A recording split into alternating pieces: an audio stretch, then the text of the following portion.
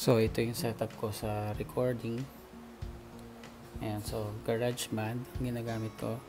And then for the audio interface, gumawa ako ng sarili kong version. This is just a DIY, so USB audio interface. Gumamit ako ng PCM2902 IC. Madali lang naman siyang gawin. Tapos yan yung nakakonect sa guitar. Ito. Ayan. So ayan, meron acoustic guitar. Ayan siya.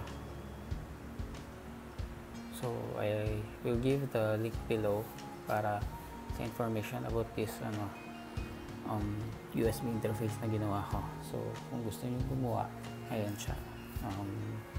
Meron makikita niyo yung schematic diagram. So yung USB interface, merong dalawang input. So nasiselect mo siya dito. And nakasulat sa kanya is USB codec 1 and 2.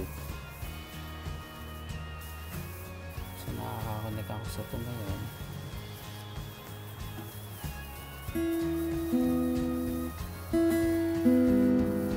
Ayan siya.